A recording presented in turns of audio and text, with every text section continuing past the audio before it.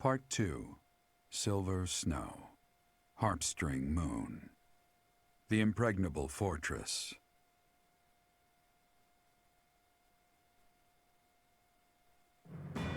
After seizing the Great Bridge of Burden, the Resistance Army starts making preparations to invade Imperial territory when a surprising piece of information comes to light.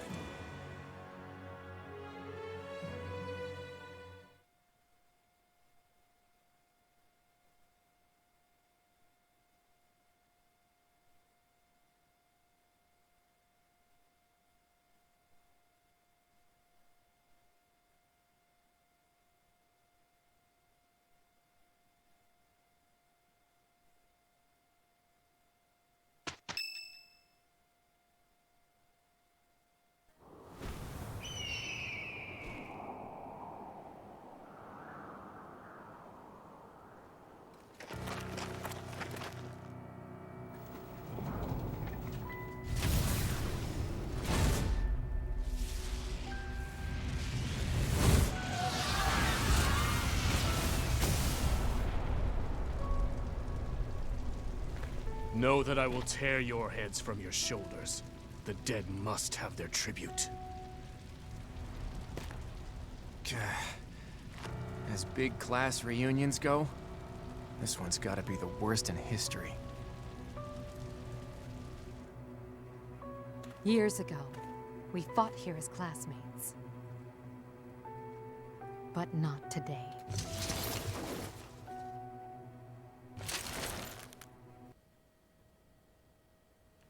Kill every last one of them!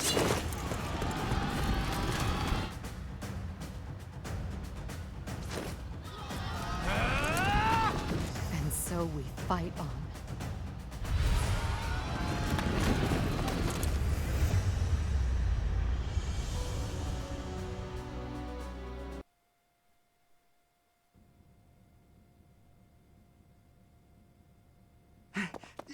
Emergency! In Gronder Field! There's a... it's... We are in the middle of a military conference. Please, calm yourself and tell us what is the matter. Yes, sir.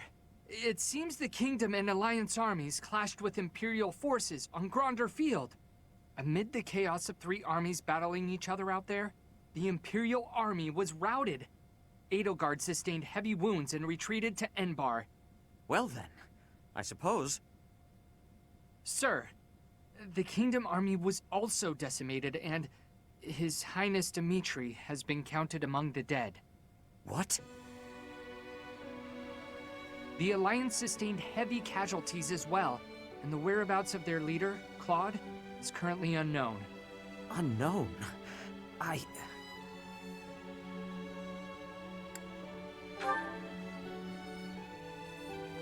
It must have been a brutal fight. To have lost His Highness. How tragic. Our only solace is that Edelgard sustained severe injuries. This is all quite unexpected, but we must find a way to use this situation to our advantage. The Empire's main force has suffered a mighty blow.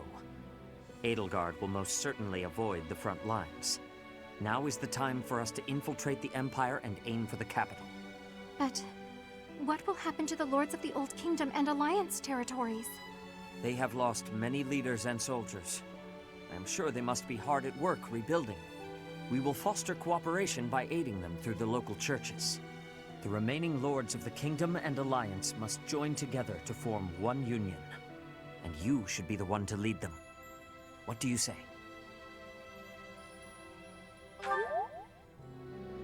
Indeed, it is a question for another day. We must focus on our battle with the Empire. For now, what is our next course of action?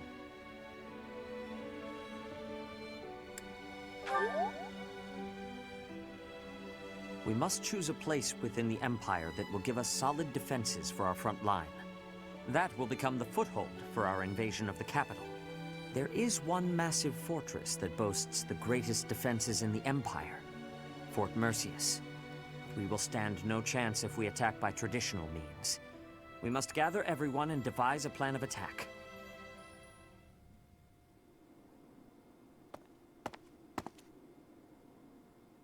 It has been a lifetime, hasn't it, Professor?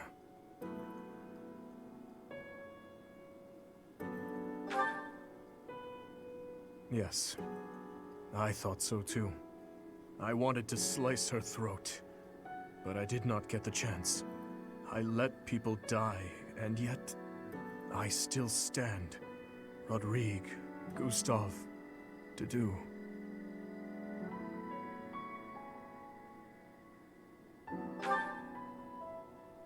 You sound just like Rodrigue. A reason. Everyone gives such complicated advice, and I can never quite grasp it all. That is why, Professor, I came here to explain my decision.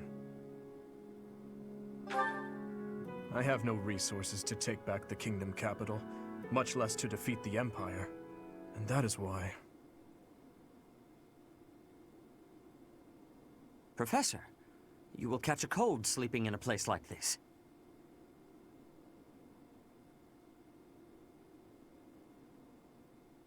Is something the matter?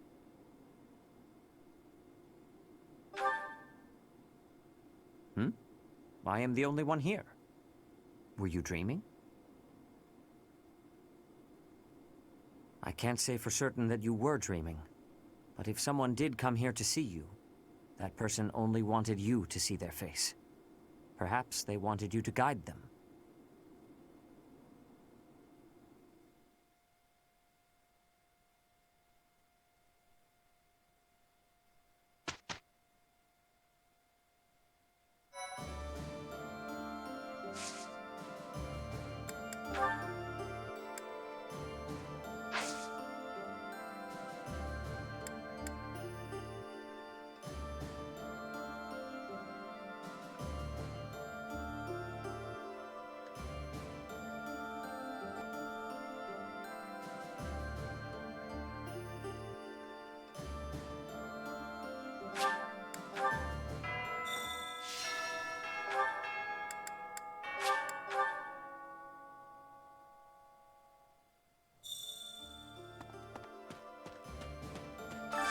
Hey, I could use a hand.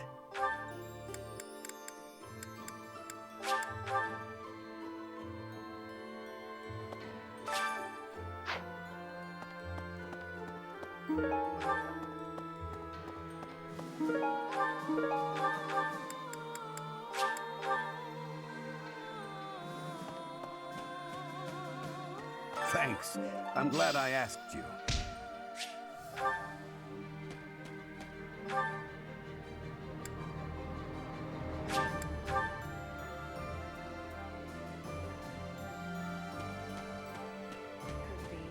I only know what little I overheard.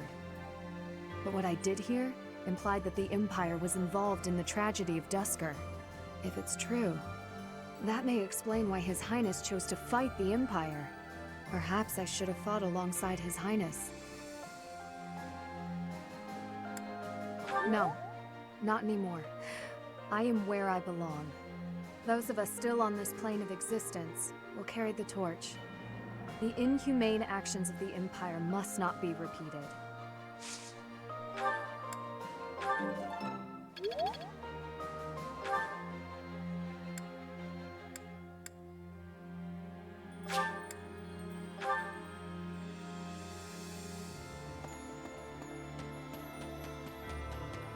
Okay.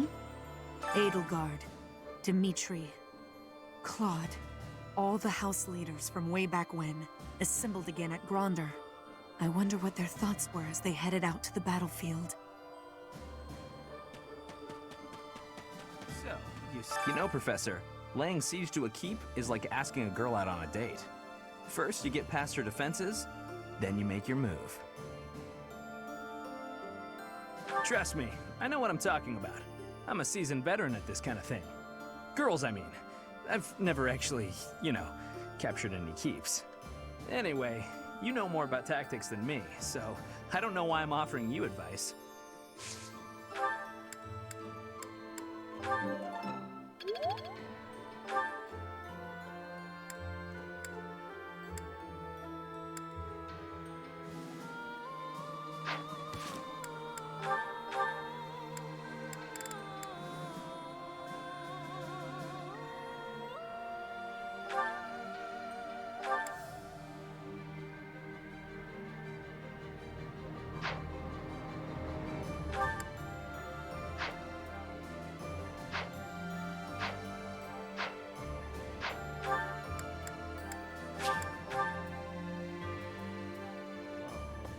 Fort Mercius is old and strong. Its reputation for durability is equal to that of Aryan Road. Are you certain your plan is sufficient? It seems to be a little simplistic. That's not terrifically reassuring. Shouldn't you have more faith in your own plans? Incidentally, have you heard any news of Claude? I, for one, have a hard time believing he is dead. He was always a clever and tenacious sort.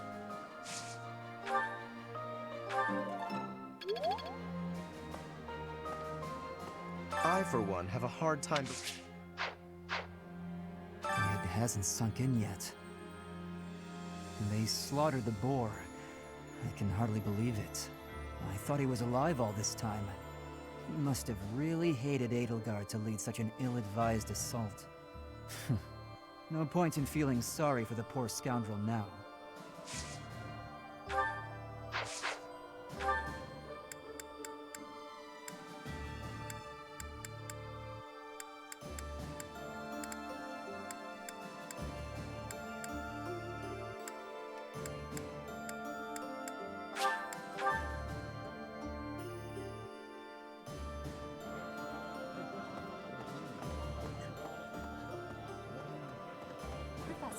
I have excitement in my heart for secret tactics.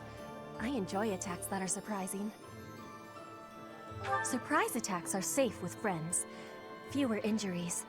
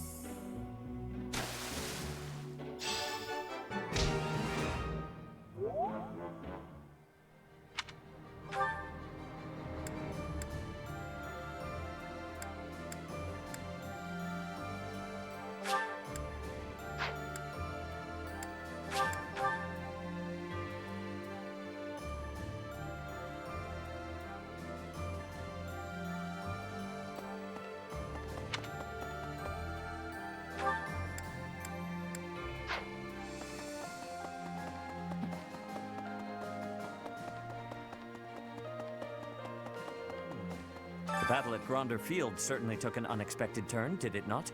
Let us press on, so as not to waste the opportunity.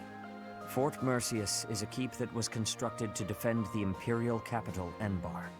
We cannot enter the capital without first capturing that fort. But once we have it, the city should be almost entirely at our mercy. I will make the necessary preparations. Be ready.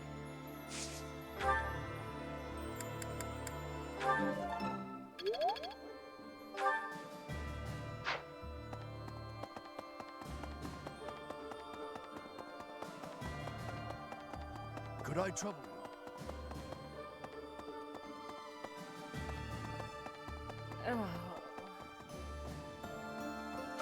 I wonder, do you happen to know the nickname? Indeed, a very good answer. But of course, you'd know that. Seems Fodlands give everyone and everything a nickname. Why, you were called the Ashen Demon. Myself, I have been called the Father of Crestology, which is a nickname as well as a title, I suppose.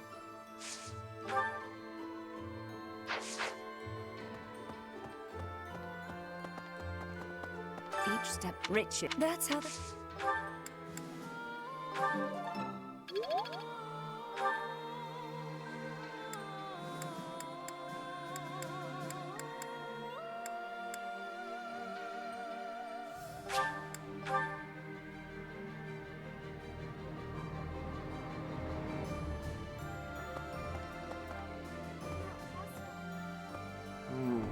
Professor, They tell me my father died at Gronder. Was that really a fitting end for one such as him? I don't know. I just don't know.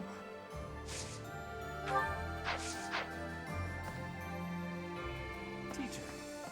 Dimitri, the late Prince of Fargus. He despised the Empire with all his heart. He should not have tried leading an army while his emotions were holding him captive.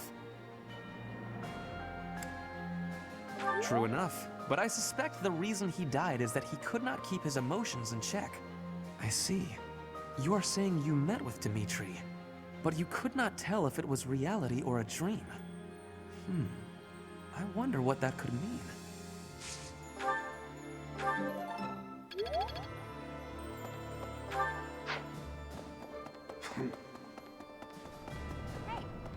Under your leadership, we can win any battle, no matter the odds. That's what everyone's saying, anyway. Hope you can keep up with our expectations, Professor.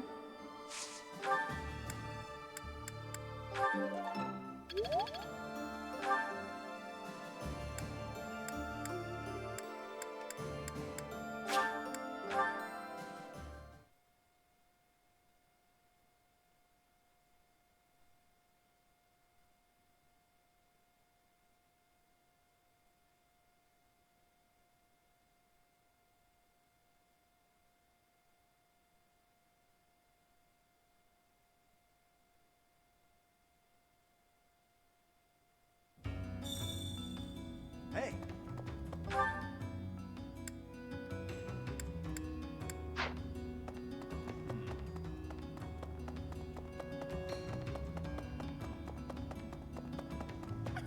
It's not that I don't sympathize with Lady Edelgard's goals, mind you, but perhaps not to the point of shedding blood for her ideals.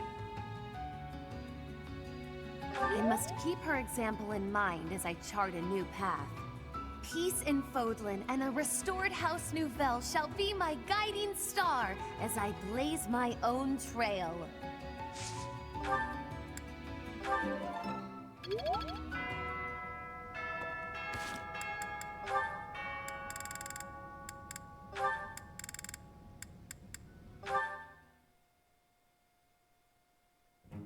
Oh, it's Sedith.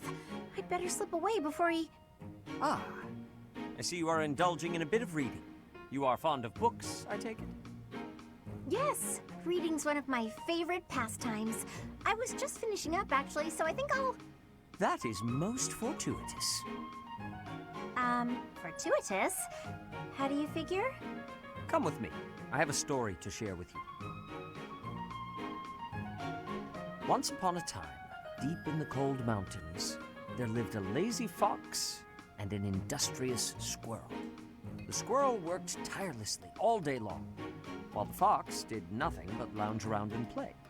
When autumn came, the squirrel hurriedly gathered up acorns for the winter. But the fox continued to play without a care. A biting winter fell upon the land. The mountains, caked in snow, concealed all nourishment from sight. The hungry fox went to the squirrel's dwelling, but the squirrel had locked up tight and gone to sleep. Every so often, the squirrel would wake, enjoy a nibble of an acorn, and then return to an easy slumber. The fox, on the other hand, with nowhere else to turn, was forced to scrounge for food in the bitter cold of the forest. Forlorn and hungry, he wandered in solitude all through the winter, until spring came once more. And so it is to this very day that foxes are denied the comforts of hibernation. Ah, I really learned something about foxes. I read lots of fairy tales like that when I was little. But the lazy fox and the industrious squirrel, huh? That one I don't think I've heard before. That is not surprising, considering I wrote it. Oh, you wrote it? I did. When Flame was young, she loved fairy tales more than anything. I would read them to her often. This one, however, is a more recent creation. I wrote it for the benefit of the children in the monastery. So, what do you think? I'm curious to hear what sort of impression it made on you. It's so cute! You found it to be cute? I can just see it now. You writing fairy tales for your little sister. That's just the cutest thing. Honestly, to me, you usually come across as stern and overly perceptive. But now I know you have a sweet side, too. I feel like I'm seeing you in a whole new light. That is not what I was hoping to hear.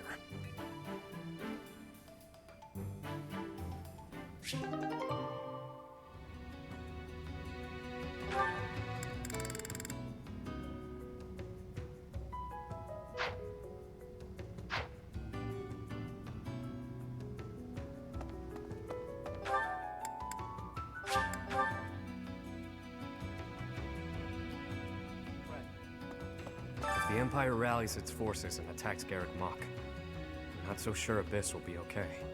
If we're not careful, it'll end up buried in rubble.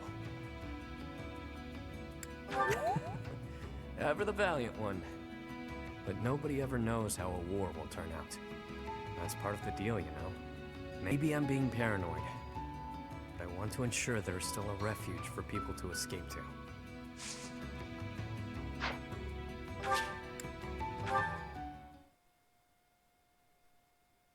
Thank you so much. I am grateful. Thanks so much.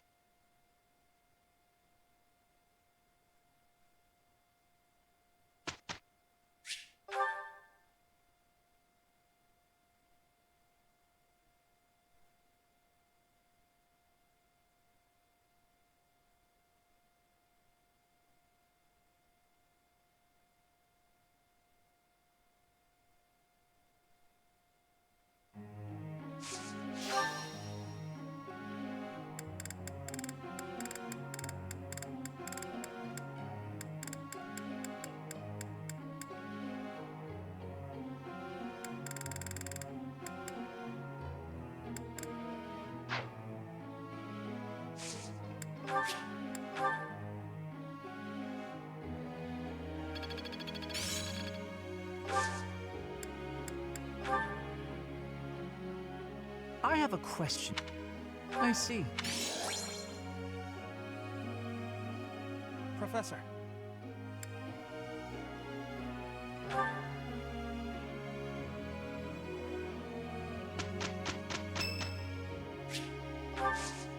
Thank you.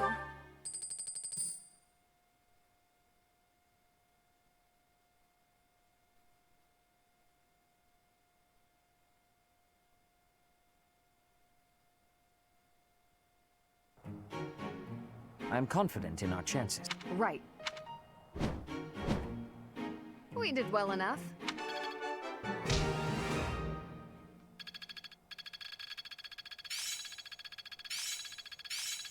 All that work was worth it. It seems my proficiency... Technique never betrays.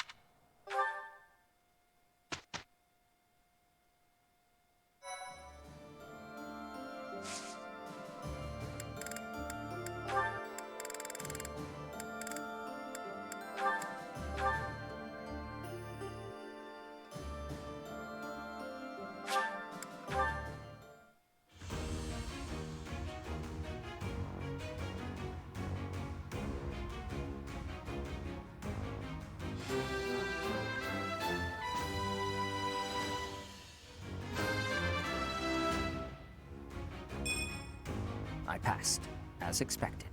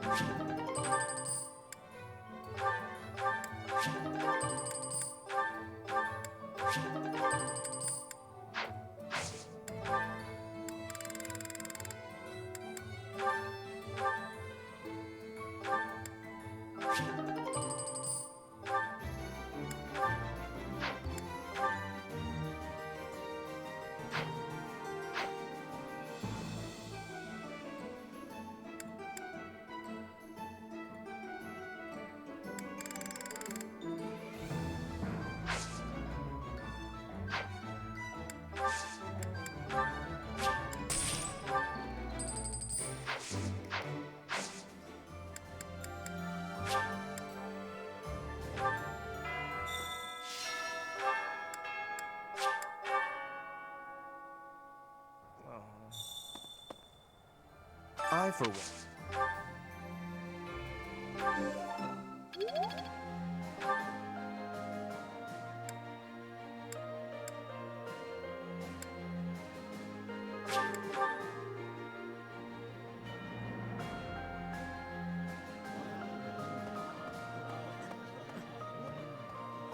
I've heard Dedue's passed on, just like His Highness.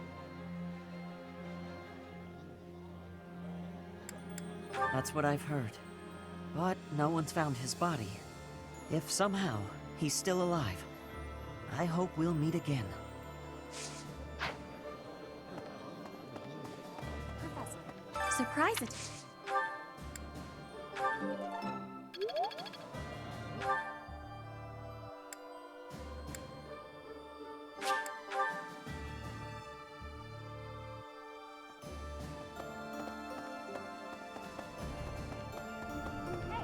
Under you. That's what everyone.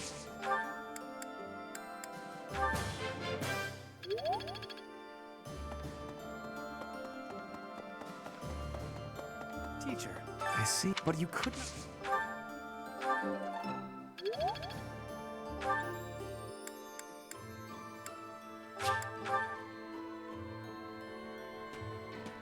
Could be. Those of us.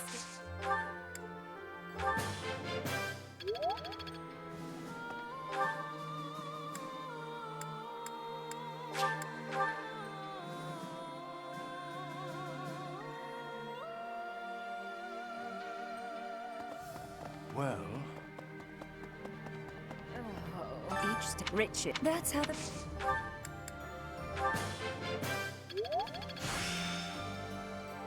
There's still more to learn. What?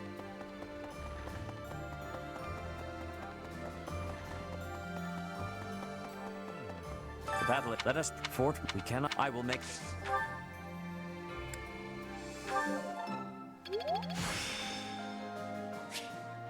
I'm getting the hang of this.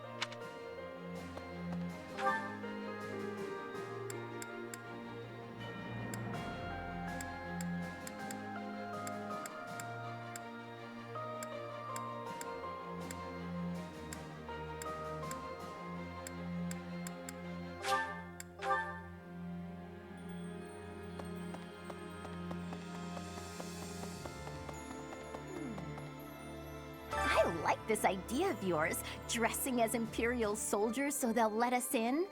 But don't you wish there was one more twist in the plan? Come on, Professor, think. How could we add another wrinkle, Said it's dressed as a woman. I don't understand what the point of that would be. On second thought, let's just stick to the plan as originally conceived. That seems safer.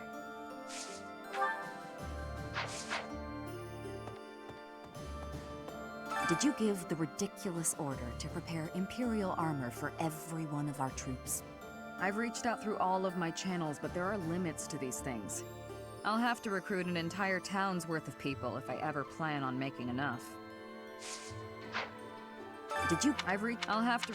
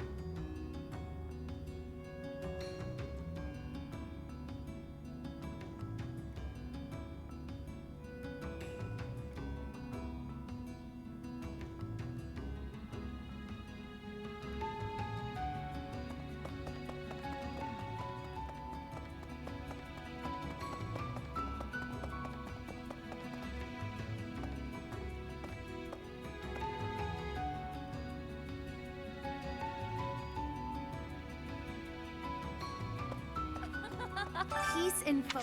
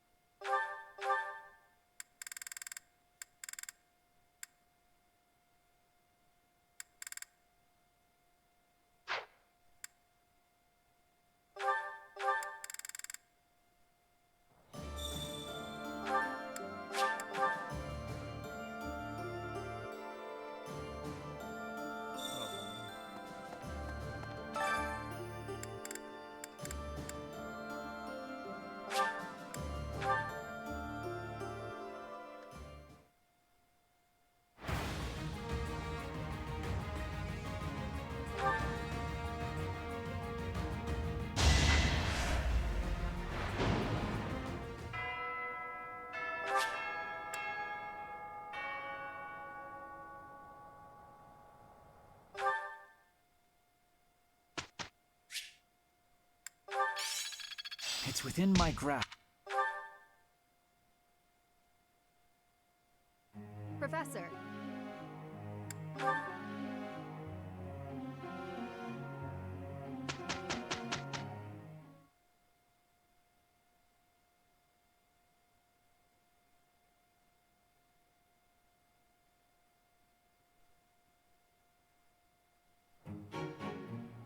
Look at our excellent results.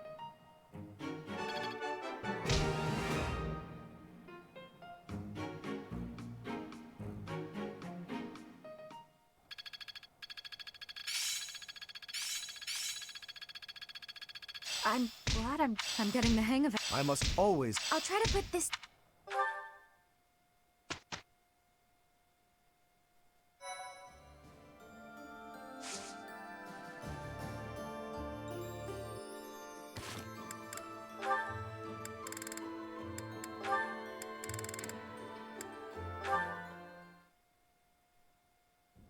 Ingrid, are you familiar with the story of the King of Liberation and the 10 elites of Fodlan? Of course. They were the heroes who struck down evil with the power of the sacred weapons, protecting our land and people. Their strength was passed down through the ages, manifesting itself in the crest some of us are born with. Yes, the 10 elites certainly possessed great power. But does that make them worthy of worship? I imagine you ask because they later fought amongst themselves, turning on one another, ravaging the land. Precisely. Initially, Nemesis and the 10 elites worked together to bring peace to Fodlan. But soon their ambitions got the best of them, and they clashed, using their sacred weapons on anyone they chose, strong and weak alike. What I mean to say is, possessing strength alone does not make one worthy of respect. Rather, one should be judged by how they choose to use that strength. Yes, I agree. If you follow that logic, then you will see it also applies to those who are born with crests. Now think of how your father wishes to wed you to another family's fortune on the basis of your crest. Yes? What of it? These are purely inherited qualities. Is it not foolish to judge a person's value by some inherited fortune? That is all a crest is, really. That's what I think too. Having a crest or not has no bearing on your worth as a person. I understand that Count Galatea believes he has the right to manage your affairs. I am certain he has his own share of problems. And I do not wish to meddle or lay blame. But if there is anything I should like to say to his daughter, it is this. How you live your life is up to you. Thank you for your counsel and wisdom, Sedith. Father's hopes were dashed long ago. I will take some time to reflect on what lies ahead. My future.